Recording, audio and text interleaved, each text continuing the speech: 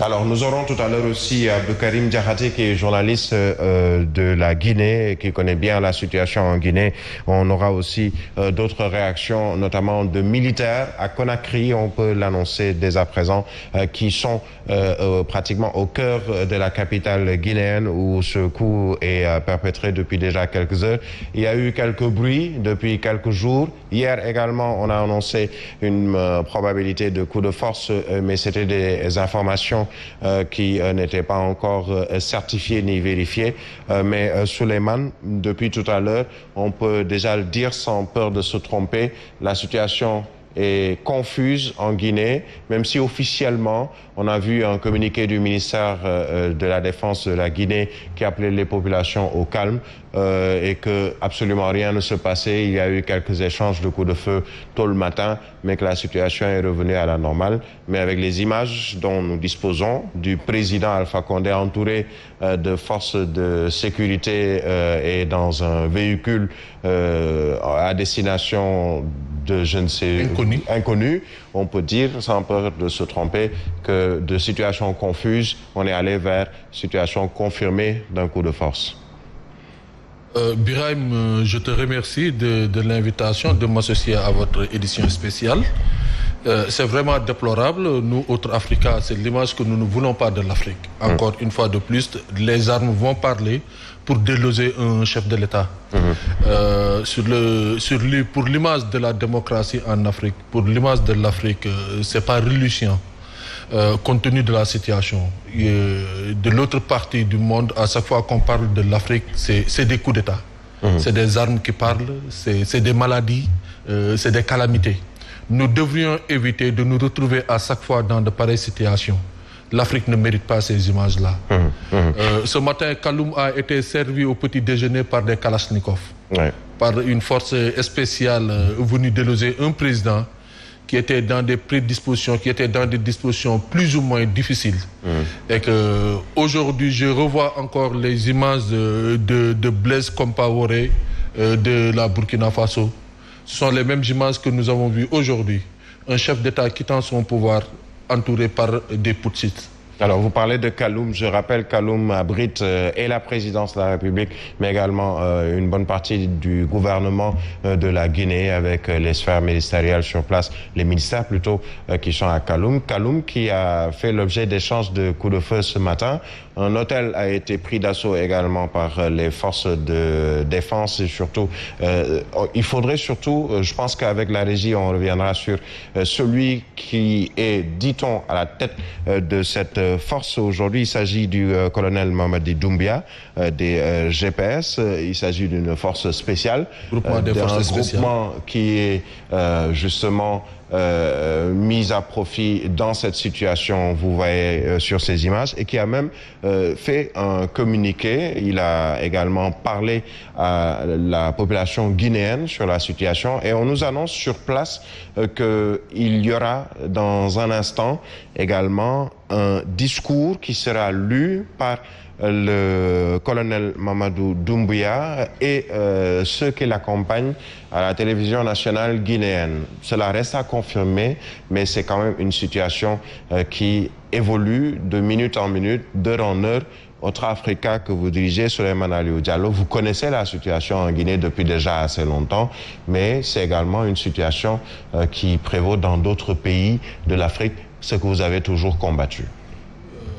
Comme lanceur d'alerte, cette situation de la Guinée, avant les élections, nous avions toujours demandé la sérénité aux autorités guinéennes, de devoir gérer cet espace, qui est un espace très important dans l'espace de l'Afrique de l'Ouest. La Guinée est le poumon de l'économie en Afrique de l'Ouest. Donc, si aujourd'hui, la Guinée se retrouve dans cette situation, c'est presque toute la sous-région ouest africaine qui va se déséquilibrer. Donc nous avons vu le processus des élections des élections en Guinée, ce qui avait présagé énormément de difficultés. Et d'ailleurs, aujourd'hui, je crains beaucoup pour le président Alpha Condé, s'il ne va pas devoir répondre de tous ces événements qui se sont passés avant son élection. On a vu aussi le processus de son élection. Ça aussi, nous l'avons toujours dénoncé. Et ce qui a enveniné la situation, Et depuis son installation également, la situation était tendue. Parfois, sur le plan diplomatique, il y a toujours des heurts. Nous avons suivi les sorties, entre le Sénégal et Sénégal. Et d'ailleurs, j'attends... Les deux présidents. Aujourd'hui, nous attendons la réaction du président Macky Sall devant cette situation. Elle devrait, enfin, elle pourrait être prématuré si tout de suite il réagissait. On a vu d'autres peut-être réagir. Le cas de l'ancien Premier ministre Abdoul Mbaye qui parle de cette situation en Guinée pour presque alerter les autres pays qui devraient ou qui seraient dans une situation similaire où le chef d'État en place veut briguer plusieurs mandats. Cela veut dire que c'est une situation qu'au Sénégal on suit. D'abord parce qu'il y a une forte communauté guinéenne au Sénégal. On sait que ils ont, pour la plupart, ces citoyens guinéens plutôt, vous parliez de ces élections, crié leur ras-le-bol de ne pouvoir participer régulièrement à des élections en Guinée, puisqu'on sait qu'ils sont plutôt proches de l'opposant Cellou Dalein Diallo. Le poste de ce matin est un processus. Si nous parlons de ce poste, c'est un processus qui a abouti à ce poste. Et d'ailleurs, c'est la raison pour laquelle je dis et j'attends la réaction de la CEDEAO pour voir cette fois-ci comment ils vont réagir. Puisque je ne dirais pas que les populations l'attendaient, mais certains vont souffler un ouf de soulagement pour voir cette situation. C'est une situation totalement déplorable sur le plan démocratique, sur le plan diplomatique. Les choses auraient pu aller autrement. Si on se souvient de la fermeture des frontières entre le Sénégal et la Guinée qui a causé énormément de problèmes, et les raisons évoquées, c'était des raisons de sécurité et des craintes de putsch, de tentatives d'insécurité venant des pays voisins. Donc aujourd'hui, c'est à l'intérieur même, c'est le groupement que lui-même il a créé pour comprendre un peu l'armée guinéenne, puisqu'il y a les BASP, il y a les BATA, il y a le groupement des forces spéciales qui récemment a été créé par Alpha Condé lui-même. C'était en 2018, il a créé ce groupement, justement les unités de forces spéciales, pour renforcer sa sécurité. Sa propre sécurité qui était confiée à des Ukrainiens. Donc aujourd'hui, c'est ce groupement, malheureusement, et par coïncidence, c'est ce groupement même qui est venu le déloger. Donc je rappelle que celui qui dirige ce groupement est un ancien légionnaire de l'armée française. C'est qu'on dit. Donc le colonel Mamadou Doumbia. On le sait également, plusieurs putschistes aujourd'hui ont été formés, je dirais, à bonne école. On a vu le cas du Mali, où on parle d'un putschiste qui a été formé en Russie, d'autres en France, d'autres en Angleterre. Une armée qui est allée peut-être mener ses talents ailleurs pour ensuite revenir en Afrique, notamment en Afrique de l'Ouest, pour ses coups d'État. Bon, je pense que c'est la conscientisation des jeunes cadres de l'armée africaine. Parfois, si nous crions à la démocratie dans nos pays, il y a des observateurs neutres qui sont à côté et parfois, si les choses ne se passent pas bien, ils sont dans l'obligation de réagir. Aujourd'hui, la situation en Guinée est déplorable, mais ça fait un moment que nous alertons par rapport à des dérives. Il y a eu énormément de dérives. 8 mois de fermeture de frontières entre le Sénégal et la Guinée. Des accords ont été signés à Accra qui n'ont pas été respectés. On a vu le chef de l'État agresser même des imams, des autorités dans son propre pays. À un moment donné, on ne se retrouvait pas dans une république. C'est énormément de faits qui font que parfois la Guinée a basculé totalement dans une léthargie, où tout un chacun peut se demander qui était à la tête de l'État de la Guinée. Un président qui s'énervait publiquement, à n'importe quel moment, on n'arrivait pas à contrôler le chef de l'État de la Guinée. Et donc aujourd'hui, ce putsch permet aux Guinéens au moins de se retrouver par rapport à une situation. Quelle est la situation actuellement? La suspension de la Constitution, ça c'est évident, c'est tout à fait évident. Il a demandé la solidarité des corps d'armes, des autres frères d'armes, de se solidariser et de rester dans les casernes et de vaguer à leurs occupations normales. Ça c'est tout à fait normal. La suspension du gouvernement. Mais bon, la fermeture, dans de pareilles situations aussi, c'est ce qu'il y a lieu de faire. C'est la fermeture des frontières aériennes comme terrestres. Nous récemment, on avait demandé la fermeture des frontières aériennes pour répondre à la fermeture des frontières terrestres. Tous ces panoplies de décisions sont tout à fait normales devant cette situation. Quand l'armée prend une situation, c'est comme ça qu'il doit réagir. Maintenant, quelle est la suite à faire? Donc là, dans l'immédiat, je pense qu'il faut qu'on leur donne le temps d'une transition. La Guinée mérite. On en est déjà à ça. Oui, je pense que si. Je pense qu'il faut qu'on pense à une transition pacifique, bien ordonnée. Et d'ailleurs, dans son discours lui-même, il l'a dit. Alors, dans la transition, Souleymane Aliou Diallo, d'aucuns vont penser ou d'aucuns va penser à cet autre opposant, homme fort politique de la Guinée, à savoir Cellou Dalein Diallo. Et justement, on nous apprend qu'il avait été arrêté à Conakry et ensuite relâché. Selon des confrères de Réumi.com basés à Conakry, le lieu de détention était inconnu, mais selon les dernières informations dont nous disposons, Cellou Dalein Diallo, qui est opposant historique à Alpha Condé, arrêté, a finalement été relâché. On reviendra bien sûr sur ces informations, mais je voudrais peut-être, avec la complicité de la régie, revenir justement sur cette déclaration faite il y a, je dirais, 1 à 2 heures par le colonel Mamadou Doumbia. Déclaration forte, courte, mais justement qui revient sur les propos que vous avez tenus tout à l'heure, cet appel lancé à l'endroit des Guinéens, mais aussi des autres forces de défense et de sécurité de la Guinée, à savoir ses frères d'armes. Si avec la régie, on peut revenir sur ces déclarations du colonel Mamadi Doumbia, avec Chima Diop et tout le groupe sur place. Voilà. Les citoyens, l'irrespect, Guinéennes et Guinéens, chers compatriotes, la situation sociopolitique et économique du pays, le dysfonctionnement des institutions républicaines, l'instrumentalisation de la justice, le piétinement des droits des citoyens, l'irrespect des principes démocratiques, la politisation à outrance de l'administration publique, la gabegie financière, la pauvreté et la corruption endémique ont émené l'armée républicaine de Guinée à travers le Comité national du rassemblement et du développement, CNRD, à prendre ses responsabilités vis-à-vis du peuple souverain de Guinée et dans sa totalité. Nous avons décidé ainsi, après avoir pris le président qui est actuellement avec nous, de la République, nous avons décidé de dissoudre la Constitution en vigueur, de dissoudre les institutions. Nous avons décidé aussi de dissoudre le gouvernement, de la fermeture des frontières terrestres et aériennes. Nous appelons nos frères d'armes à l'unité afin de répondre aux aspirations légitimes du peuple de Guinée.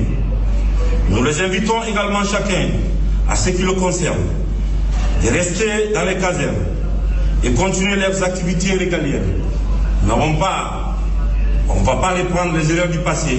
Nous allons nous concentrer sur le devoir Guinéennes et Guinéens.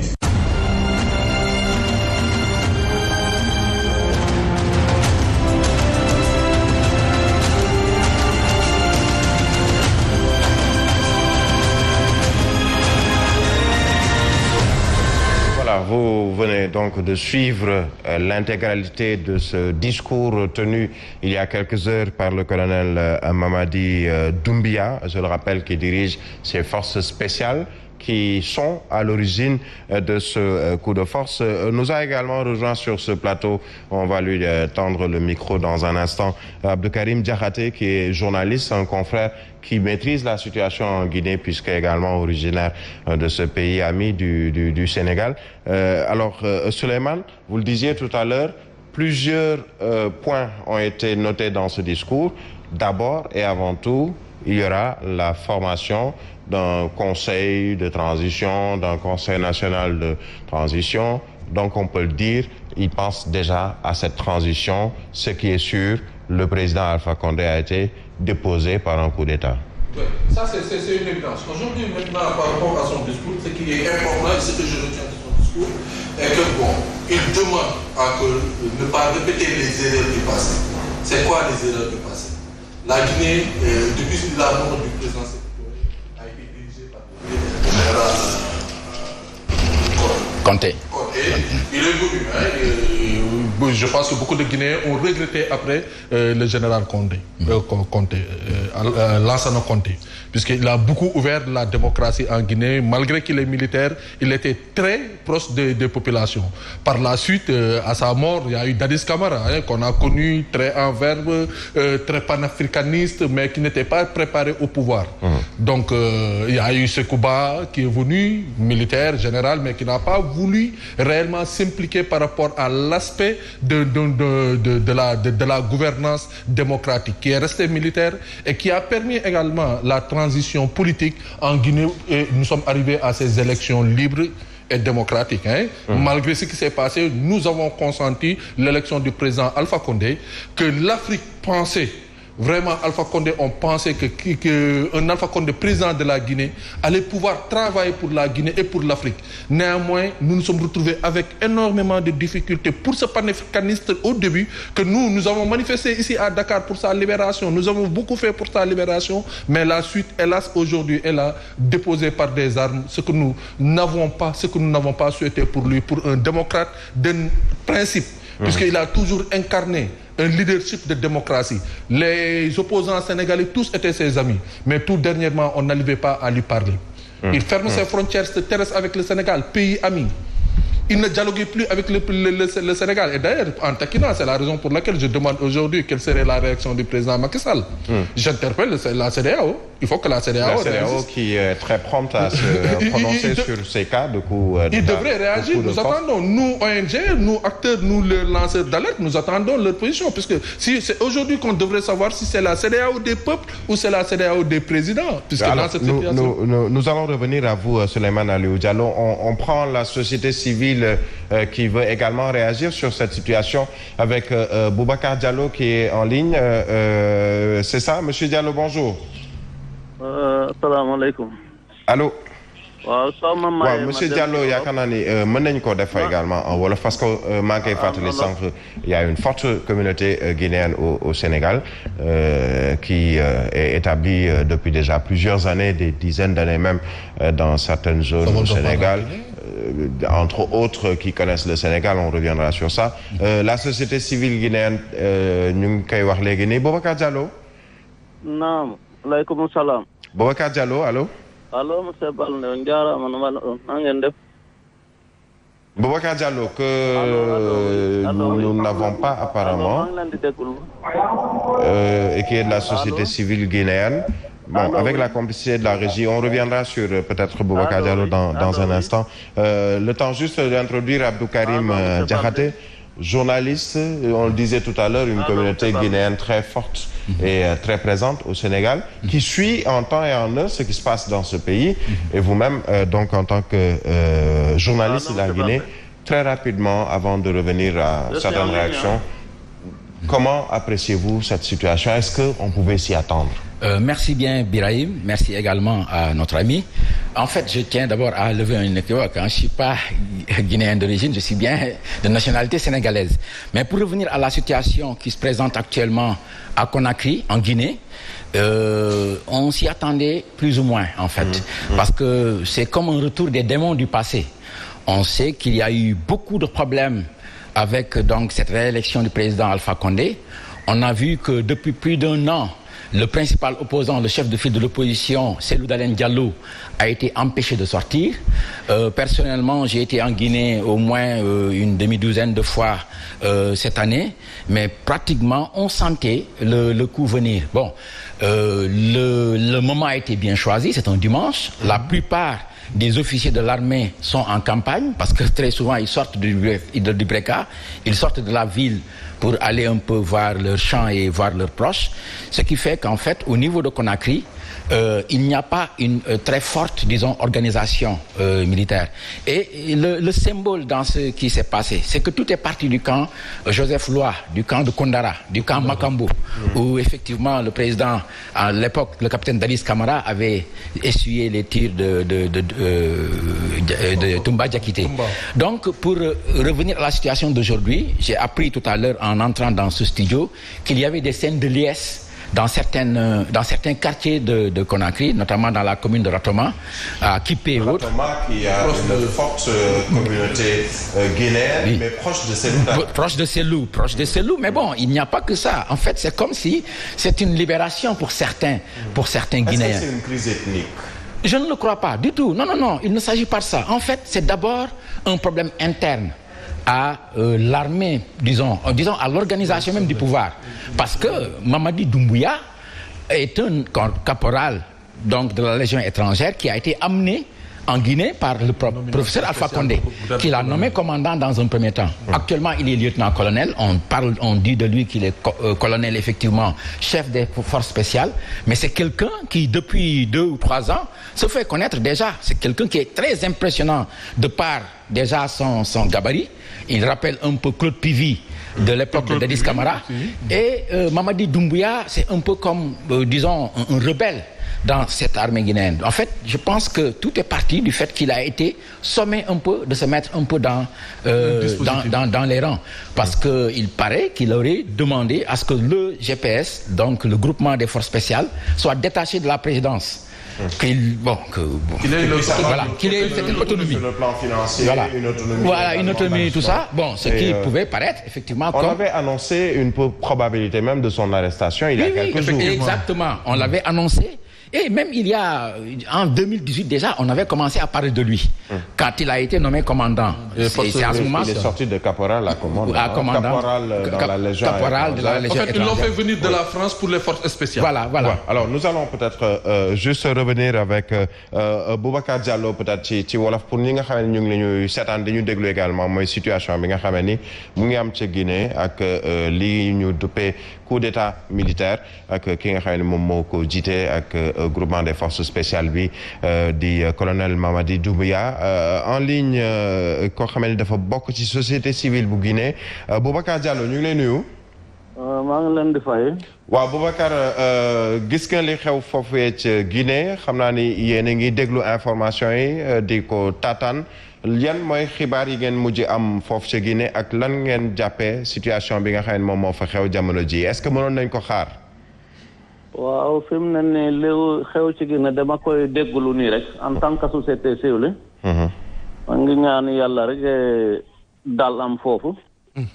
deret bañ a tuur li képp ku fu munta ñëw tam mu xam ne mu nekkal Guinée yi nekkal communauté guinéenne nekkal société guinéenne yëpp mu bañ a dëkk race wala mu faral parti na doon intérêt la Guinée intérêt communauté guinéenne intérêt population guinéenne loolu la ñuy ñaan yàlla lépp lu mu xew tam mu xam ne dafa am dëkkandoo am àndandoo am ci Afrique la nekk mu nekk koo xam ne africain la ku bugg a réewam la bugg a ñi mu fekke ci réew bi bugg a naataanga réew bi bugg a jàmm réew bi mu bañ a yóbbee jàmm bi ci boor ñun société civile loolu la ñu ñaan yàlla du pour diw jóg pour diw toog képp ku ñëw na doon pour intérêt la Guinée moom daal la nekkoon na noonu loo xam ne xaaroon nañ ko aussi parce que lu tax ñu xaaroon ko àdduna dafa am nu muy doxee buñ la ne avancal mun nga avancer buñ la ne taxawal la ñëpp ñaane na nga bàyyi na am noo nangul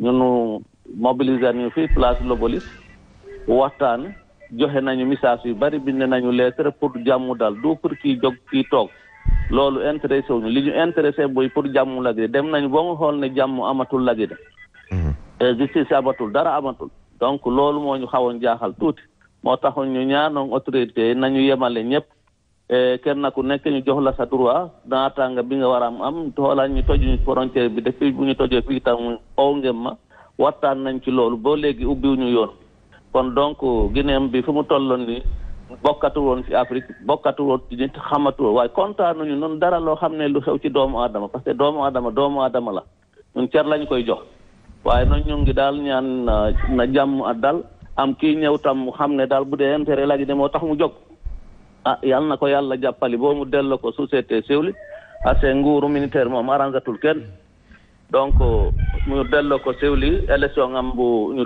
organiser boo mu rafet ni mu waree kii gagné toog donc laaj ñu si sant kii yàlla jox daal ñu nangu ko jox loolu daal la ñuy ñaan yàlla na jàmm am ci Afrique jàmm am ci Sénégal demoon nañu boo ñun nii fi nekk jaaxale nañu parce que amoon nañu tiitaangal lool yi passé ci réseaux sociaux yi ma ñaani suma mbokk gi ne nañu dal ñu wàññi wax faju ko nañu wàññi wax bi li ci des ñu denc ko suñu ko rafetal ñu buggalante suñu biir ragal yàlla donc loolu mooy sottuloo mbiru la Guinée parce que bu fekkee ne xalaat nañu kii la bu fekkee du kii ci ñun communauté bi la nekk kii ñëw tan sara la même chose ñun ñooy préparé suñu bopp d'accord donc mooy suma xalaat daal d'accord Boubacar Diallo may fàttali mu ngi bokk ci société civile bu Guinée léegi tamit ñu xamal ni finalement ñi nga xam ne ñoom ñooy groupement des forces spéciales ñu nga ca RTG di radio télévision guinéenne